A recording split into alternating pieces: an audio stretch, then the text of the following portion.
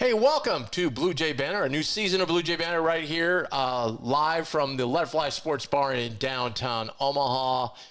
YouTube subscribers, if you haven't subscribed, make sure to hit that subscribe button and the like button. It helps us out a ton. As we kick off the new season, what a special show we have. Tim Kruger along with my partner, Ross Ferrarini. And joining us, a familiar face, a friend of Bluejay Banter, many years, Jahenns Manigat. Jahenns, how you doing, man? I'm doing great. It feels good to be back on this program more specifically, and to see how I can help out the Jays this year. Okay, I gotta bring this up. I know I've told this before, but I gotta bring this up. So, if you remember the last time we did, do you have any clue the last time we did an interview? Oh no, I would assume it's so around San senior Antonio. year. San Antonio. Oh, God, no. Okay, remember that locker room was not fun. Yep. Not good. Probably the worst locker room I've ever been in. Pretty somber. So I went to you last because I was like, kind of went around there, like, okay, Jahenns seems to be holding it together, all right, you go up and you're like, Timmy, I have to talk to you, da-da-da, you're the last one. We go through the interview, I'm giving you an interview, and the last thing you said to me is, well, at least one good thing, this will be the last interview I'll ever have to do with you, and here you are, back 10 years later, and here you are back. So we're happy to have you back. If you don't know, Jahenns is the new, one of the new grad assistants along with Mitch. Mitch was there obviously last year. So just kind of fill the people in your journey since you left Creighton and what you've been doing. So the last 10 years I've been playing pro basketball all over Europe. So after graduation, I got an agent right away, and he was able to land me a job in Romania. And I never really knew like how long I'd be able to play for. So to say I've been able to play for the last 10 years, in different countries, different locales, meeting a whole bunch of new people, it's been a blessing for sure. And I told Mac I want to say like 5 or 6 years ago that I'd like to get into coaching when I'm all said and done. And he always came back around during the summertime and asked me if I was ready to hang him up yet. And I think with everything going in my life, I proposed on Friday, and she said yes. Luckily, with everything going on in my life, I just knew that this was the right Kate time. Elman, maybe people know her from Creighton volleyball days. The number 2 all-time digs leader. She'll tell you that she would have been number 1 if she never broke her wrist that year. But yeah, with everything going on, I just thought, you know what, it's a good time. 10 years is a nice round number to come back home to Omaha, to be around a program, a culture that I've known for a long time, that I helped build a little bit. It just felt like the right time to hang him up and to start the coaching career. What was it like when your agent says, hey, going to Romania? I mean, what was your first thought? Like, were you like, oh God, I'm scared. I don't know what's it gonna, how is this gonna be? What? First thought was, let's see where it's at on the map. Let's see how far away I really am. If I could just kind of get an eye view on it, then maybe it'll help calm the nerves a little bit, and it did.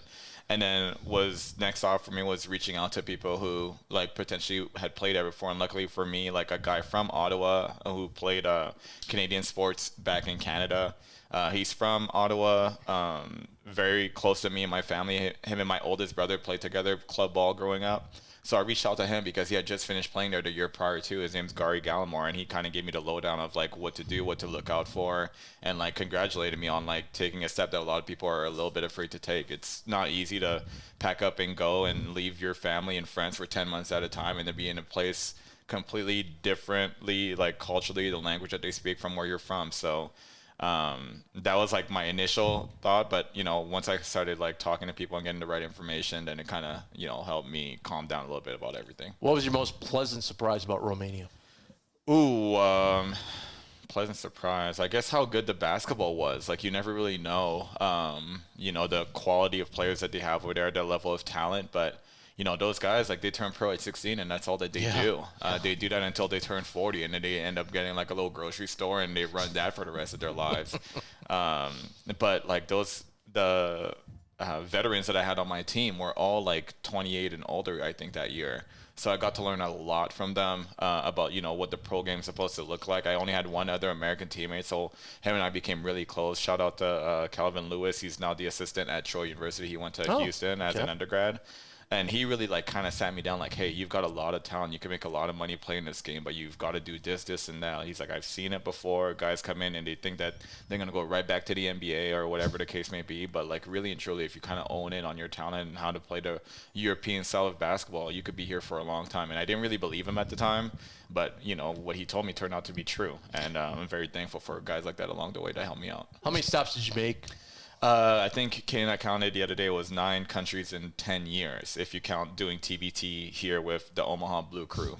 Played in Romania, Cyprus, Germany, Lithuania, Hungary, Poland, Austria, and Canada in the summer times, and then TBT here for Omaha Blue Crew. So 9 in 10 years.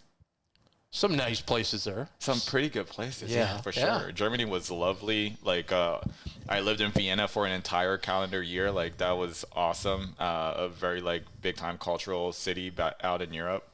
You know, it's experiences like that you can't really, like, put a price tag on. Yeah, absolutely. But basketball brought me there, and I'm very thankful and grateful for that. Jay, you and I have chatted about your career hundreds of times over, but what would, if you had to, you know, broadly speaking, without thinking too deep about it, what would be probably your best experience playing overseas, and then what was one memorable one that wasn't so great? Best experience, I would say, playing in Germany. I think I was like 24, 25 at the time, so I was young. I still had good, fresh legs. Which is a good league. We've talked about it, and for people that don't know, that top league in Germany is a very good league. It's a very good league, and like you look up on all those rosters, you'd be like, oh, that guy ended up there. Like for me, my favorite example to give is Payne Siva. Like he spent 2-3 years in the league and ended up playing in Berlin for like 8 or 9 years, if I remember correctly. And, you know, you just kind of lose track of some guys like that. That doesn't mean they're not talented. It just kind of goes to show how good NBA players actually are. To be able to maintain and stay in the NBA is no easy feat. So you run into, like, a bunch of former NBA guys, and, like, the German league certainly attracts guys like that. So as far as, like, a league and, like, an experience, like, that was really great, especially, like, being young and, like, understanding who I was playing against, like, what the caliber of talent was there. That was great. A not-so-great situation was my second year in Cyprus. Honestly, like I was spoiled playing here because we won so many games. I just figured that's how it is. My first year in Romania, we won the domestic cup there. So I came from like winning situations, and then all of a sudden I'm in the last team in the league, and we're like barely getting like 5 wins that year. And it's just like such a long time to lose so many games. And unfortunately for us basketball players, we view everything through that basketball lens. So when I look back on it now, hindsight being 2020, I'm like, Cyprus is a really neat spot, and that was a really good year.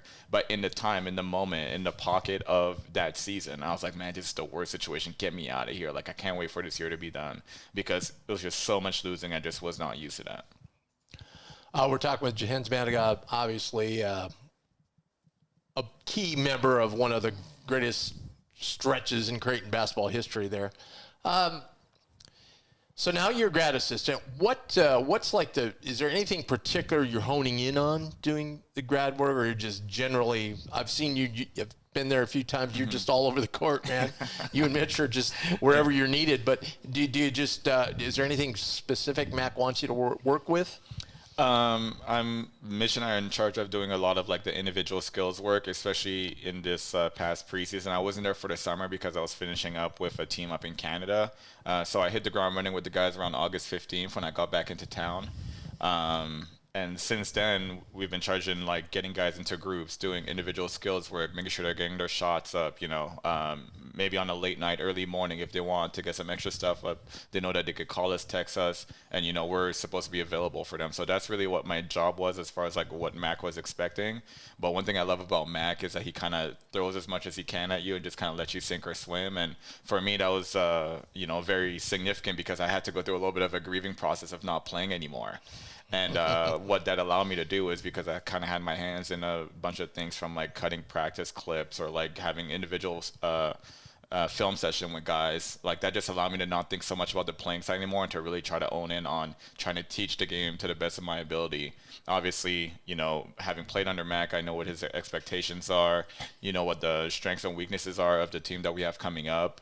And it's kind of my job individually with those guys to just remind them the little things: jump to the ball, make sure you box out on every on every play, sprint offensively and defensively. Like those are the little things that I'm using my voice for. And then some of the bigger picture stuff is just kind of being a sponge, absorbing as much information as possible. We've got a bunch of veteran guys on that coaching staff who've done it at the highest level all over the place. So I try to like take a step back when we're like in the offices or in the film room just to kind of see like how those guys approach the game and how they speak the game predominantly, just so I could see like whenever I develop my coaching style, what I can pick out from each of those individual guys that they do so well. I was going to ask you that because it's a totally different staff, obviously, from when you were here. Mac being the only constant.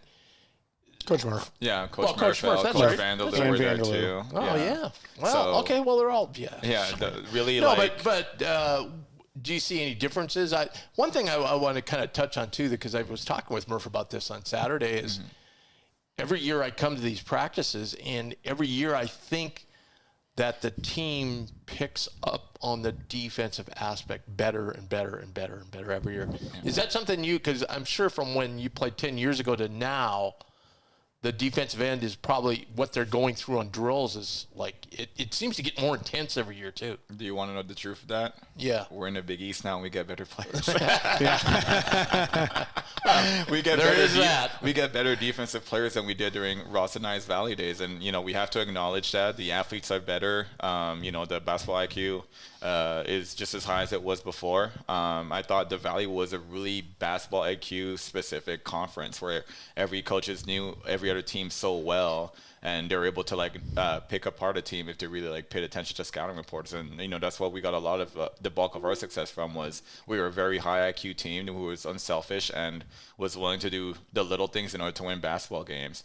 These guys, especially on the defensive end, like a guy like Larry Johnson, is just so naturally gifted with his athleticism. Like it's going to be hard for anybody to just get by him cleanly. And even if you do, he's rear view contesting. He's trying to chase down for a block and things of that nature. And let's not forget that we have a 3-time Big East defensive player in the year covering everything up in the middle. So with our length and with our size, we should be pretty good defensively. But of course, Mac is known for being an offensive genius and everything. So the trick right now is trying to find the right balance of what we want to do defensively and without having it hinder, what our goals are offensively. Guys are not, from what either in high school or their previous college experience, some of the guys aren't shooting as well so far as they have in the past. Do you just think that's just everybody trying to get on the same page chemistry-wise and working on the defensive end so much? A part of it is true for sure. We also lost 2 guys to the NBA who put up a lot. I was reminded of that. Right. And who put up a lot of points for the Jays these past couple years. And a part of, loading back up is trying to find the right pieces that could fit into that puzzle that you miss. So I think obviously our staff did a good job recruiting. I think those guys as individual players are still trying to learn each other, play with each other for the first time, and they're trying to build that chemistry. So there are some situations, especially offensively, where they're passing up, shots that they would normally take or that we've seen them take on film because they're also thinking, oh, this is a culture where, we're asked to play unselfishly. So guys who've had the ball in their hands for, 25 seconds of the possession as opposed to just having it for maybe 5 or 6 in each possession now, they're learning, and I think they're doing a pretty job picking up on it, but it's going to take a little practice, a little bit more time to build that chemistry. And I think that this team is going to be we should look out for this team because they're going to be able to do it. Jay, obviously, eventually when you progress in your career, you're going to have recruiting's a huge part of it. So you're relatively, new to the coaching staff and having been away, but you followed it from afar. Obviously, about the NIL stuff and it's changed drastically. What in the short amount of time have you kind of picked up on the recruiting front of things, or what's been sort of eye-opening in that regard? Ooh, that's a good question. I would say, especially here at Korean, what we value more is character of the kids. The type of guys that we bring in. What NIL does now, it kind of gives us a broader scope of what we should look out for kids too. We have to talk to them a little bit more deeply about, hey, what are your financial goals? What do you plan to not what you plan to do with this money. We never want to be in a kid's pocket, whatever the case may be. But we have to know that they just have good people in their corner as well that's going to help them with, being an 18-year-old with coming up on some money that you've never seen before. So we just have to do that education much earlier than, when the NBA would get those guys. And we have to be willing and accepting of that because that is where the game is going. NAL is not going anywhere anytime soon and may or may not get relegated. So we just have to play within the rules and understand, what our strengths and weaknesses are as a culture, as an organization, in order to maintain the integrity of like what kind of kids we're bringing in, but also the level of talent that we're also able to bring in. Well, I know there's a guy. I can't talk about it, but I know there's a guy you'd really like to get. So, look, I'm here to help facilitate that however I can. If we get a kid on it's campus, all over that Twitterverse all the time. I want to. You touched on Europe, so I want to bring up Fedor because do you feel like you can kind of connect with him on where he's at and, where you at and so on and so forth? There's a lot of back and forth there. There's a lot of back and forth there. Being from Montenegro, he speaks Serbian. I've had countless amount of Serbian teammates while being overseas, and the first thing they love to teach you is all their swear words. So the second I met him in person, I just started cussing him out in his language, and he kind of looked up at me. And then, he laughed because, that is terms of endearment for them over there, however, whatever it is that they say. So we were able to build that connection quickly, and he played in Germany these past couple of years. I played in Germany, and we spoke about that. And you could tell that that's a high IQ kid who's been taught the right way to play basketball. The Europeans do not mess around as far as fundamentals and tactics. So he's a guy that picks up on our systems, really quickly. I think for a guy like Fedor is just, he's so eager to prove that he's worth having been recruited all the way from Germany, Montenegro, that I think he presses the issue a little bit sometimes in practice. So we've had conversations about that too. He's also one of the guys who I'm charged with taking care of on the individual film side. So we built a really good, friendship plus, coach-player relationship in the short time that I've been here, and I think it's only going to go up from here. What did you take out of the scrimmage? It was the first time you had refs in the building on practice. What did you take out of that Saturday? That there's a few guys who need to understand, what. Were you the coach in the white team or the blue team? On the white team. Oh, yeah. Well, you got off to a great start. We got off to a great it's going to be a huge upset. The blue was basically most of the starters. Okay.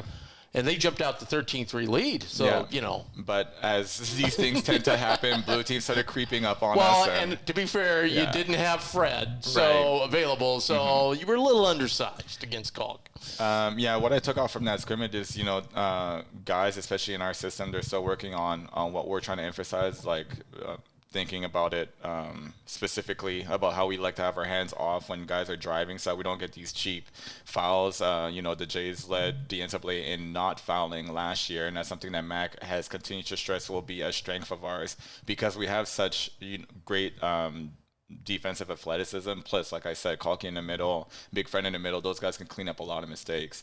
So I think getting those ticky-tack fouls that, we might not necessarily call in practices, but that the referees are cognizant of really helped our guys. We had a chance to watch film today of a few times where, refs blew the whistle dead just to, again, emphasize the fact that we need to have our hands off. And I think in today's practice, those guys really responded well to that. We saw a lot less of that, hand checking right on the perimeter that would lead to us being in the bonus and teams shooting free throws on us for, no good reason. A coach told me that's the reason you brought him in. There's been a lot of hand checking, and I was impressed there. I was impressed by the lack of whistles. Actually, it was pretty good. I mean, guys were well aware of what was going on. A guy that impressed me, Jemiah, I thought, especially in some of those defensive drills. I mean, he's really long. Now he takes some chances sometimes. Yeah. Maybe he shouldn't, but he can touch a lot of balls. Yeah, he's a guy that came from Arizona State, and his athleticism kind of, he stands out due to it. Especially defensively when he's engaged, when he's locked in, he could be as good of a defensive player on the perimeter that we have on the roster right now. What I would say to Jemiah is, don't get bored with success. I think sometimes every once in a while he'll have 2-3 good trips in a row, and he'll just kind of, not be locked in as much as he should be. But he's a really good player and he's really talented. And what I've loved as far as his improvement from the first time that I saw him play and some of the practice tapes that I saw from the summer, he's gotten really good at getting to the paint and making the right decisions. in the summertime, he was mainly looking for himself. Again, being a transfer, probably wanted to stand out. But I think he's understanding more and more the way that we play, that if he pitches the ball up, that, it's going to come back to him in a better way. So he's doing a good job attacking closeouts, getting into the paint, spraying the ball out, relocating, and then he ends up finding himself for open three in the corner, and he tends to knock those down. So I'm very happy that he picked up on some of those things early on, especially in this preseason that we're having, and I'm looking forward to him having a pretty good year. He made a sweet pass to Kalk on a fast break. Right. In that scrimmage. I was like, whoa, that was pretty impressive. And now, he's got that ability, but he can also score the ball in transition and get out and run. And when we're looking for a guy like Trey to be replaced, Jemiah is the kind of guy who can get to the mid-range and knock those shots down too. But again, it's a matter of playing off 2 feet, playing under control, which he wasn't necessarily doing at the beginning of the summer, that he is doing now. Now, to be fair, we can't talk about the white team Saturday without a guy who was on a big heater, and that was Isaac Trout. IT, baby. Oh, yeah. I thought the most impressive one was when he got it in the corner, and he was like nothing but net. I mean, these shots were, he got it in the corner, and here comes Kalk, and I go, okay, he's not going to shoot this one. Right. He just shot it right over him. Nothing but net. I was like, Lou got up and looked at me and went, oh. Yeah. It sounds like he's made some serious strides from people, everyone I've spoken great. to. Yeah. He's made terrific strides, and what's kind of funny is Will Artino was back in town training because before he went back to Asia to start his season. Shout out to Will, by the way. He just started his 10th year this past week, so congrats to him, and good luck moving forward. But Will Artino had seen IT in an AU tournament like a couple years back, and Will was like, I think this is an NBA guy. And because he was able to put the ball off the dribble, he obviously had the same size. He was athletic. He was dunking on some catch, and he was knocking down threes. And then obviously he goes to Virginia that first year, decides to come back home. And again, it's a new scenery for him last year. Like, he's still getting used to everything. Sure. But I think he, like you guys mentioned, he made great strides this summer. He was in the gym consistently. I know from the time that I've been there, he's hit me up for, individual shooting, all that stuff. And I like him, and I hate making these comparisons because people hold me to it. But he's like a Ethan Rogge that can move a little better. Like, he could pump fake and put the ball on the floor, and you can expect him to make good decisions if he gets into the paint. I think he had a dunk on Saturday. Yeah, if I'm not mistaken. Fair comparison, yeah, actually. off of like just pump faking guys. Guys have to respect his jumper and his ability to just kind of put the ball down. Ethan would pump fake you, but if you fell for it and he didn't have room, Ethan wasn't putting the ball on the floor. So, but he could shoot that thing. Oh my Lord, could he ever? And you knew once it left his wrist, like, it was definitely going in. So we want IT to kind of play with that kind of confidence. I think he's also, trying to find his role as well with this new group of guys that we brought in. But I thought Saturday was about as competitive as he's looked and as good as he's looked since I've seen him. So I was very happy that he had a big day. Especially going into a day off where you kind of get a chance to be like, hey, I did really well yesterday. He came out today with that same kind of confidence, and he looked really good in practices there as well. He's on a commercial too. Is he? Yeah. I don't watch much TV. Who's on the commercial? Isaac what? Trout. No, I can't. I was just surprised. Oh my God, it's IT. Yeah. Let's not. If they're not sponsoring you guys, do not shout out. It's like a food place. Some sort of food place. That'll be good. Yeah. That'll be good to see. Season's creeping up. I can't believe it's like a month away. Mm-hmm. Purdue's what? 3 weeks? Less than 3 weeks now. Yeah. Oh, the charity game. Yeah.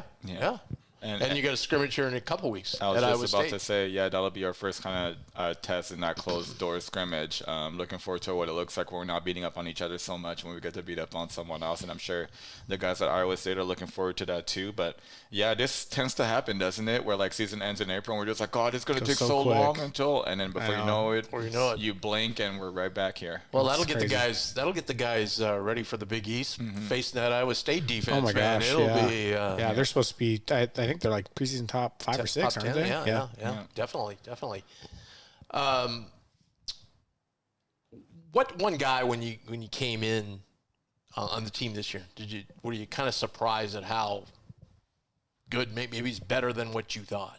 Oh, Jay Green. Yeah. Jay Yeah. Green for sure. He worked so hard in the summer on his jump shot. And he has, and shout out to Mitch because, like I said, I wasn't able to be there for the summer, but when I showed up on August 15, he was already doing things that obviously I hadn't seen him do on tape. Just the 1 year of watching him play this past year, where he played kind of sparingly.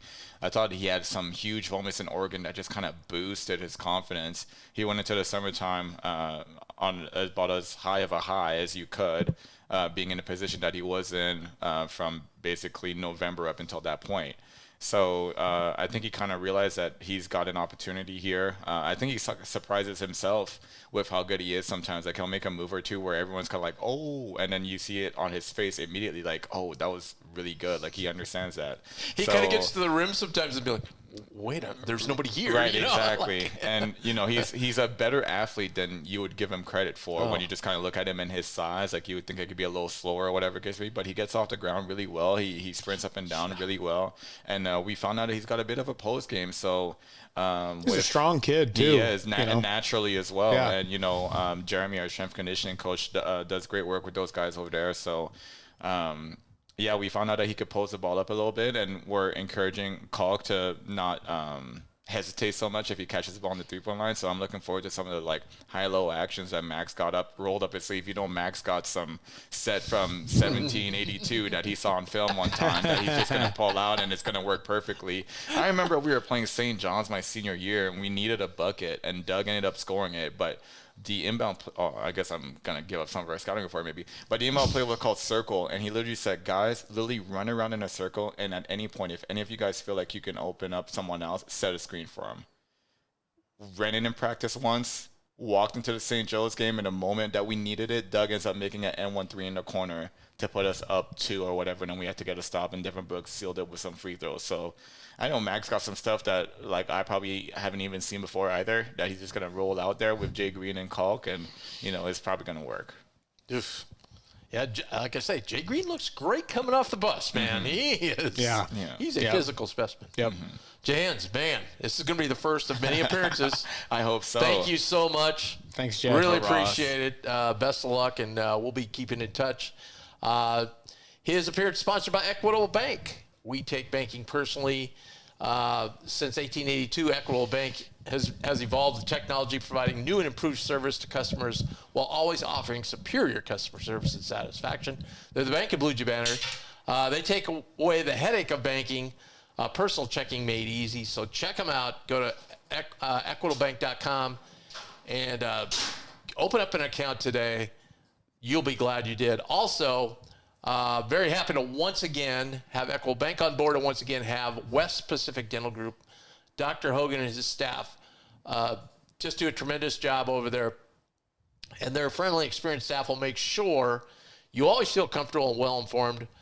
Their personal dental treatments provide patients with the care they need to get the dental health on track. You'll leave their office well-informed and confident that your dental health is in good hands. So give them a call, 402-697-0765. That's West Pacific Dental Group and Dr. Robert Hogan. Big J's fans, and we thank them again for joining with us once again here on Bluejay Banter. Great to have Jahenns, huh? Yeah. Him and Mitch on the staff. Oh my gosh, it's awesome. Yeah. Two all-time good guys right there. Let's dig into. Let's just kind of give everybody kind of a brief fall sports, because we've been off for a while, and now we're pretty much going to have steady shows throughout most of the basketball season. Unfortunately, the soccer teams have kind of taken a turn since the last time we spoke. They've had a little rough patch. The men's soccer team is 0-2-1 in Big East, playing 4-4-3 overall. They just lost to DePaul. They are going to have a midweek game this week over at Omaha, so check them out then. But they don't. They have the weekend off for the Big East play. Women's are 2-3 in the Big East, 5-5-1 overall. I think a little bit of an uptick from what we've had in the past, so that's good. They have a home match this weekend, Sunday, 1:00 over at Morrison Stadium against Providence. And I want to introduce, before we get into the volleyball portion of the update, I want to introduce a new sponsor, Discount Window and Door of Omaha. Locally and family owned, been around for a long time. And when it comes to enhancing your home's beauty, comfort, and energy efficiency, Trust the expertise of the best window company in Omaha. They're committed to excellence, dedicated to customer service, and reputable window company offers a wide range of high-quality products and services tailored to meet your unique needs. Give them a call, 402-884-8989. And incidentally, they will be coming to my house tomorrow morning to put new windows on my house. So I can't wait. The whole process so far has been unbelievable, and I'm sure their installation process will go just as smoothly. Can't wait to show you guys a before and after look at our windows. So we'll be having that as the season rolls along, and they're going to also be a sponsor of the post-game show. So we're very happy to have them on board. That's Discount Window and Door of Omaha. Great people to work with. John, the big Jays fan who runs the company. So we're happy to have them on board. Number 6 ranked team in the country, the Great Blue Jay volleyball team.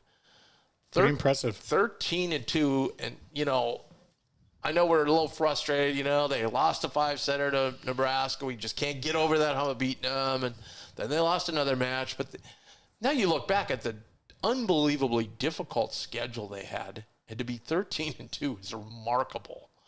And obviously, week before last, knocked off Marquette, their number 1 rival in Big East, in 3-1. They had a big sweep. They had a single game just over the weekend against Butler and swept them, and they will head back into action.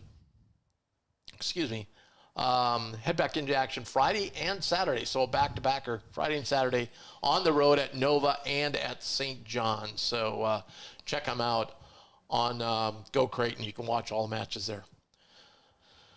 That segment is sponsored by CareMinders Home Health Care. Once again, terrific sponsor for us. Going to sponsor our show as far as being title sponsor, one of the title sponsors of our postgame show. CareMindersNebraska.com. Go there to get all the information when you're in need of care for your injured or ill loved one. Reach out to CareMinders Home Health Care. Their agency is comprised of certified caregivers who have many years of experience. You will see versatile, flexible, customized care for your comfort, peace of mind, and well-being. And as we've said all of last year, you never know when this situation is going to come up for somebody in your family. So it's a great opportunity now to go check out the wonderful services that CareMinder offer. Call them up, 402-532-1383, or check them out, CareMindersNebraska.com. Okay, so what we're going to do this year, and I want the listeners and viewers out there to really listen up and take note of this, because it's something you can get involved in each and every week. So we're going to have a segment called Dumb Basketball Questions. Now, the questions, I don't want to put forth that I want you to have a dumb question. All these questions are probably going to be awesome. But when we're going to give them to a former Jay right here, Ross Ferrarini, and maybe some other former players and coaches throughout the process, they're probably going to go, wow, that's easy. I thought people knew that or didn't know that. But there's a lot of things that go on behind the scenes, day to day, off the court, on the court, that the average fan doesn't get to see or probably doesn't know. And so each week, we want you to submit those questions. You can send them to our email at bluejaybanter@gmail.com. You could post them at the bottom of on the chat feature here on our YouTube show. And just reach out and let us know what your question is, and we'll get to it in shows coming up throughout the whole season. Today, just to give you an idea of kind of the vein of questions you can ask. You can ask anything you want, but keep them maybe non-player specific, more general program specific. So we got one today. Somebody I know sent me this question and said, start out with this one. This was a pretty good one. I thought it was great because it is something I've wondered, and I think a lot of fans wonder about. So we're going to ask Ross, because even though he's been away from the program a little bit, it's been, 10 years since you played? Oh, longer than that, 12, 13. Okay. Yeah. So, sure, things have changed, but the general gist of it. And the question is concerning about academics. So, how does the academic part of it work? How does the class schedule work for basketball players? Do you work with people to set up the schedule, to work around practices so you're not missing practices, so on and so forth? How does that all work? Like when you... Now, granted, we know now there's online, so it's much different than it was 10, 12, 13 years ago. But when you were there, what did you do? How was it set up? What kind of involvement did you have to have? Well, it varies depending on, and I feel like I can answer this question a little bit more confidently because even outside of Creighton, I coached college basketball for 2 years. I was a grad assistant at Northwestern, and then I was a Division III assistant. Yeah. So I have a little bit of experience with this in the sense that the players generally want to schedule their classes all in the morning. Then you have lunch, and then usually probably in that 1:30 to 2:30 range is when practice starts. And it varies from program to program, but and obviously it depends on your major. Like there were times when I was here where guys just had to miss certain days of practice because they had big, an accounting final or something. Sometimes guys have labs too. Yeah. If you're a science guy, like if you're somebody like a Matt Dorwart who's a doctor, and was doing a lot of science type classes. Good point. He would have to miss like a Thursday practice if he had a lab, something like that. So. It is. I would be pretty interested to hear how it is now because I feel like everything I hear is that these classes, so many classes are technically online now that I don't know. I'd be curious how many classes are require attendance or, and obviously the basketball team they're afforded. Some flexibility because of the travel stuff on the road. So it would be kind of interesting to find out more about how it's currently kind of ran. Well, that's a great point. Did you have somebody on road trips with you to? Yes. Yeah. Had a academic advisor, usually always traveling with us on the road. So they must certainly have that now, if not even more than one, just given how big the program's gotten, and the resources. So, yeah, I would imagine that there's a lot that goes on the road. Even a lot of test taking online and stuff. There's times where we stay out the East. Now we normally do that early January when the school's not in session, but there are times that we'll stay out East from a Wednesday through Saturday. I remember. I the year that COVID canceled the tournament that we won, Big East regular season. I traveled to do the color on the road with John a few games that year, and the one trip that I went on was a Saturday game at Villanova, and then we stayed till Wednesday at Providence. And so, and that was in like February. Yeah. So it was, there you go. They still do to my knowledge, they still do quite a bit of that if they have a couple of back-to-back road trips out on the East Coast. So it's just, again, that flexibility and being at a school like, Creighton, where you have all these academic advisors and they're working with the professors and they're kind of handling these things beforehand, help aid and all of that and getting those things, done on the road. Now, is there people in the program or in the athletic department that check on players' progresses in classes or how they're doing, or? I think it varies by person. Okay. As the harsh reality of it is, it just depends on if it's somebody that gets good grades pretty consistently, somebody that tends to not be as focused in school. So it just. We used to have to do X number of hours of study hall a week too, but if your GPA got over a certain GPA for I think maybe 2 semesters in a row or once, I can't remember the exact specifics, then you didn't have to do it anymore. So they're just unfortunately there was not a one size fits all. This is what the whole team has to do. It kind of depended on the player and their well, I'm sure they know that too. Like, hey, it's so-and-so struggling with economics or whatever, Yeah, I think some of these massive state schools, especially like a big SEC school or something. I think they've got more resources, and they've probably got an academic advisor. Imagine for a football team, it's got to be really hard. They must have tons of people. Tons of people that can help them and kind of get things done for them. I think at that level too. I don't mean to be the cynic in the room, but I think some of the top guys at the Alabamas and Georgias of the world. I don't know that school is the most important thing to all parties involved, but I'm just trying to kind of calling a spade there. Yeah. Probably I was thinking about that. It's probably actually more important now because guys know that they could lose their NIL. You know what I mean? Like, yeah, that might be a good point. I would if they were imagine ineligible something or whatever, that would be smart. I mean, if that's not contingent on a grade point average of some sort, I would be probably a little bit surprised. But at the same time, I don't know if I would also be surprised if it's not, because NIL has been so, just free for all as far as it's constructed. So who knows? Yeah. So, Yeah, it would depend on, the players and so forth. I would imagine, now at Creighton versus when you were there, just in those 10, 12 years moving to the Big East, I would imagine there's a lot more resources and so forth. And, you guys didn't have the lounge that they have now where they can go and study. Well, even even at the facilities kind of towards the east on campus now, all of the athletic facilities. Yeah. All these different rooms and study rooms and stuff that they have are, I mean, the thing we had, the study room that we had at the old gym was a joke. I mean, it was, it is what it is. But, obviously the university and the program have elevated, eons above what we were in the Missouri Valley back in the day. So I would imagine that these kids have a lot of resources. They've got a lot of gear. They've got really cool backpacks. We didn't used to get backpacks, I can assure you, which sounds crazy because it feels like, you travel in the airport, you see all these kids with their team sponsored backpacks from different schools. But we didn't have any of that. So it's interesting. I could just hear Coach Altman. There's a table and a chair. You can do your homework there. Yeah. Yep. Yeah. It's not too far off.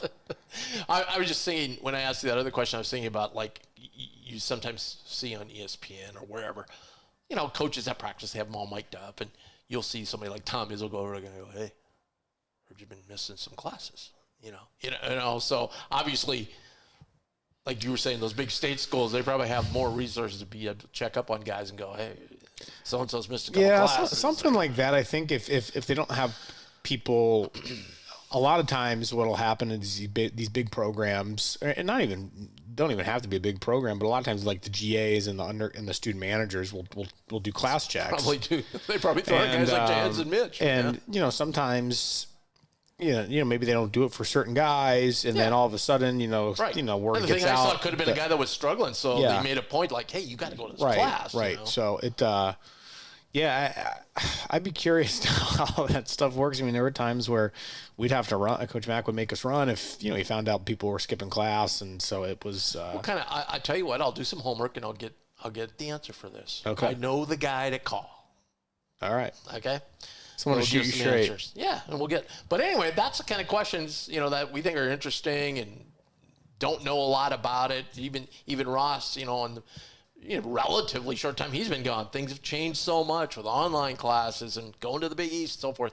So those are the kind of questions you want. So send those in to us. We'd love to answer them, and we can review them. And if if it's something, I'll bounce it off Ross ahead of time, and he's like, I don't really know about that, but here we can reach out to this person and be able to answer it for us. So that segment is sponsored by Infusion Brewing Company. Sponsored once again for Bluejay Banter. We're hoping to set up an event at some point down at Infusion in the tasting room. So we'll go down there, do the show down there, and have fans come by. It's that time of year again, so they have a vanilla bean, a pumpkin vanilla bean. They do, and they do. If you look on their website. They've also got the Pickle Slam, Pickle Lager that I talked about. Also, a newer one that they've added is the Side-Eye Malted Milk Ball Stout. These flavors are getting pretty wild. I've had some of these stouts with some chocolate in it. It's actually pretty darn good. Yeah. I'll take you at your word. I'm kind of a light beer guy. So it gives you a little, because those beers are kind of heavy, and it gives you a little bit of sweetness in there, and yeah, they're pretty good. But Infusion Brewing is just awesome sponsor, and their tasting room's on 6271 South 118th Street. Call them at 402-934-2064. You can rent out their party room there. Their tasting room, I highly recommend when you go in, you're going to just love it and make a night of it. Brings people down, and they've got little tasting, trays. You can taste all different kinds of beers. So it's really a fabulous thing. So go to infusionbrewing.com, check it all out. All right. Well, we want to thank Jahenns. We'll be seeing a lot of him over the season, I'm sure, along with Mitch and the other coaches. Really appreciate the listener and viewership. Make sure you hit that subscribe button if you haven't already. We had great success in our first year doing it here. We're almost halfway to our goal right off year one. So if we can jack that up again this year, that'd be awesome. So we'll be back next week. We've got tons of guests lined up over the next few weeks. We're going to have We're going to reach out to Jeremy, the strength and conditioning coach, as Jahenns was talking about earlier. Have him come aboard. He'd be a good one to have on. Yeah, because we've never had him on, and there's so many dumb basketball questions I'd like to ask him. Sure. I was actually Saturday drilling him some questions about these football teams that travel over to London. You know, and they each have their own different plan of how to do it, which day to go over. And sure. I was asking him, and he had sync up to sleep, and he knew the answers to it, which was amazing. And, you know, if you've gone to a practice, you see the little things they're tucking in their jerseys, which track everything they do. So all that kind of stuff will be very interesting. A little bit different operation than going to land skis in between practices for fall break, which is what we used to do for lunch. Things have advanced a bit more than that. Well, I get back to what you said in the summer, like, oh, yeah, we just go down to the gym and shoot. Play 1-on-1, just play pickup. Yeah, that's literally what it was. There were more egregious ones than land skis. We'd go to Pepper Jack's. We'd go to McDonald's for breakfast, which obviously McDonald's breakfast is good, but it's not the healthiest thing on the planet. Training table. There you go. You know, we'll get Coach Booth on here. Obviously, we'll get some players on here, and any. Sometimes we have guests.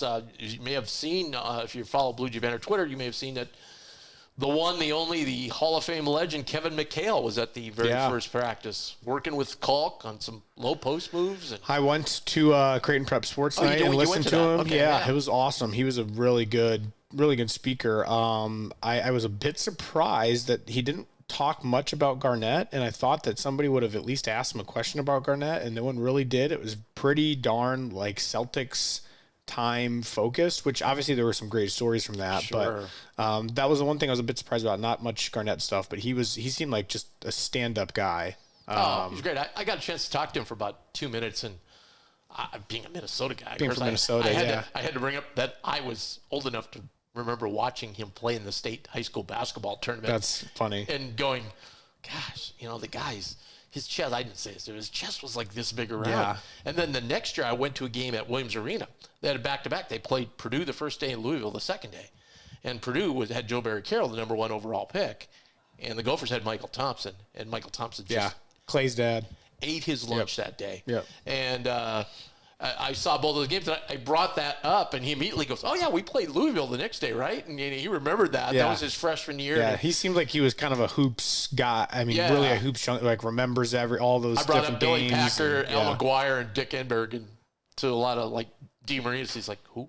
And, you know, and Kevin was getting a chuckle out of that, too. He's like, yeah, that was a huge deal to have those guys in your game, you know? Yep. And, I saw him live, and I was like, ooh, that guy hit the weight room. I think he's going to be just fine. But, yeah, terrific guy. He was showing Kalk, like, something Kalk never does, but he was showing him, like, what he could do facing up to the basket on the low post, you know? Right. So to give him another option. So that was kind of interesting that he was there. But that was great. Anyway, we'll have all these guests coming up here in the next few shows. So thanks so much for watching. Have a great week, and we'll see you next Monday.